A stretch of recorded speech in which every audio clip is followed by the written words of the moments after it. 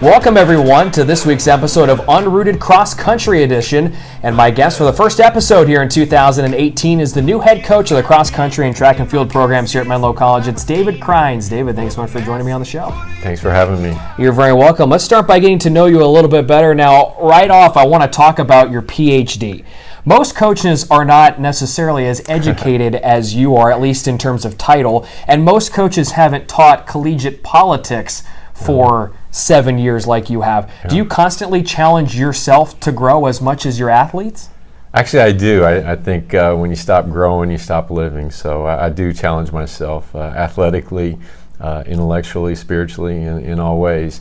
The PhD goes back to my father was an educator, college educator, a dean, and I was going to follow in his footsteps. So I went to graduate school, and about halfway through my doctoral program, decided I wanted to coach, but I had the wherewithal to go ahead and finish my PhD, which I'm glad I did because it's opened some doors for me. So that explains that. Yeah. What brought you into the realm of coaching then? I just love working with athletes. I love the athletic lifestyle. I'm in a sport.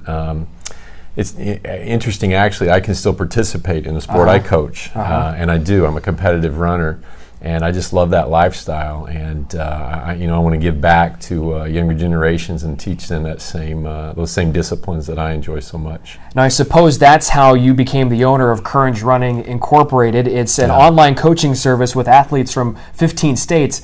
How do you have a running program that's set up online and you coach them without being there? Well, it's very contemporary, it's very modern. It was a business model that's set up to be agile and worldwide, and so we grew to over 50 athletes in 15 states, and the principal effort of Courage Running was to design training plans for individuals. So we get to know individual runners. I don't like to call them clients or customers, but athletes and friends, and then we would design training plans for them for whatever goal race they had, whether they were going for a Boston Marathon qualifier, or maybe it was a personal record at a particular distance, or maybe it was a first time 5K, half marathon or marathoner. So that's how you do it online. Yeah. But a lot of interaction still.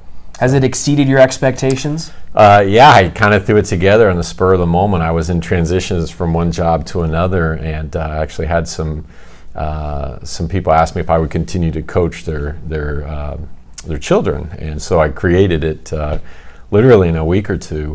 Threw up a website, got a business license, and Courage Running was born. So that's great. Yeah. Now let's talk a little bit about your Menlo College team. You take over a very small roster here for your first year at Menlo College. Is the small roster an advantage in year number one?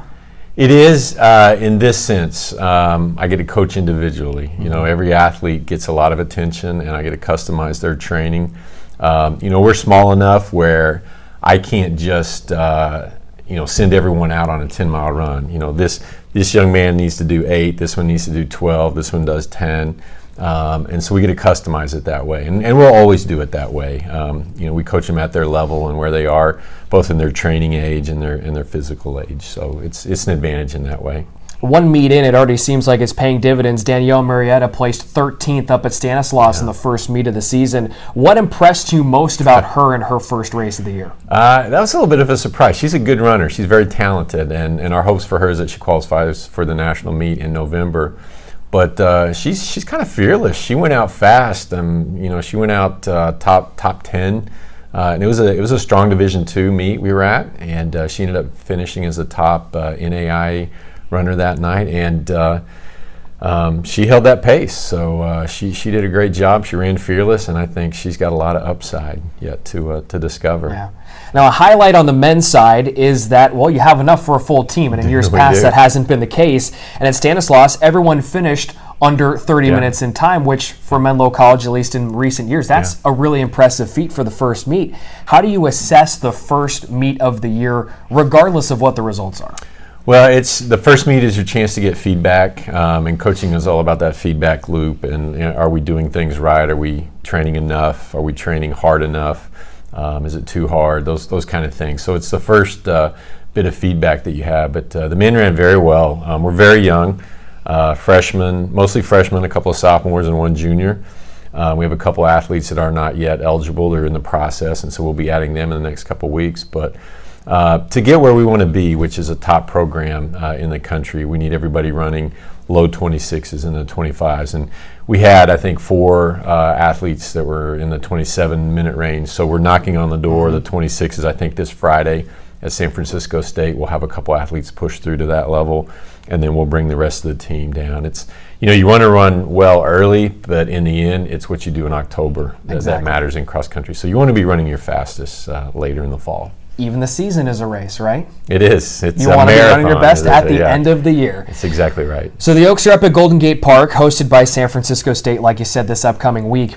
Since this meet is one the Oaks have run in before, do you think that's an advantage to runners like perhaps Noble who have done it before? Sure. It's supposed to be a fun course. It's a course that has been the NCAA Division II regional course just in the last couple of years. So it's built for big fields and fast times, and so we're looking forward to that. And I think there's some unique characteristics in the course that they're going to enjoy running it. So, plus it's San Francisco and Golden Gate Park, so it's kind of a unique venue. So, of course. Yeah. All right, David, let's get into the final segment of the show. It's called Brownie Bites. I'm going to ask you 3 off-the-wall questions. You give me your best answers. Let's go. Question number 1, which athlete of yours is most addicted to the internet? That's a good question. Most young people are. Yeah. I'd probably point out Noble.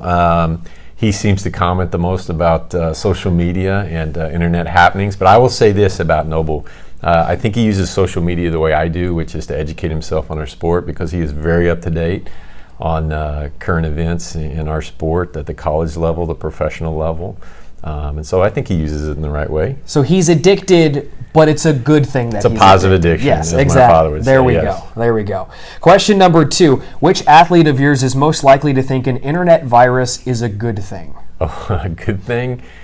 Wow, that's interesting. I don't know. Maybe Tim Blumenthal might fit into that, and I don't know why I say that, other than he has some interesting thoughts and comments. He keeps us laughing and rolling every day at practice. So he might be the one that might twist that into a positive. So that's a tough question to even have an idea of who would be the person. So it is. Good answer there. And then question number 3, which marathon should I get heavily invested in and label as my favorite marathon? Well, as your favorite, as you and I have talked in the recent last couple of days, the Berlin Marathon just finished with a world record, a phenomenal time. But I think upcoming we have the Chicago Marathon coming up very soon. Some top Americans will be running in that. And then probably the biggest race in the fall is New York City, which is the biggest marathon in the world, and that's going to be in November. The granddaddy of them all is the Boston Marathon in April, and that's the one that everyone tries to get into, and that's the one that everyone watches. So I would go with Boston. I do have a former religion teacher from back in like 10th or 11th grade who tried to qualify for it once before. Couldn't tell you how far off he was from his time, but I know he didn't get in. But I think his wife did. That's good. The same year. It's competitive to get in. You basically have to be in the top 10% of your age group in order to qualify for Boston. So what time are we looking at for that? Well, it depends. They have male times and female times, and then it's age graded. So a person like yourself, I'm going to assume under 35, 34 years old, you're looking at a qualifying time of right around 3 hours for the marathon. So that's pretty fast. Yeah, you're sub-7 pace at that point, so well under sub-7. I can't even do 1 mile. I've seen you out there on the track. You look well. You look good when you're running. I can maybe do a lap at a sub-7 pace, but then after that, we're definitely slipping a little bit. You have to train. You come out and join cross country, and we'll get you in shape. Now, as a quick aside, am I correct in, I think I've heard this before, when you run a marathon, you never get to the full length, right, when you're training? You get like halfway? Well, there's different philosophies. One contemporary mode of thinking is that you run shorter long runs, but you run them hard, and you run them on tired legs. So maybe back-to-back hard days, and then instead of doing a 24, 25, 26 miler, you might do a 16, 18 mile, but hard. Traditionally, you want to get 4, 5, 6, 20 mile runs in.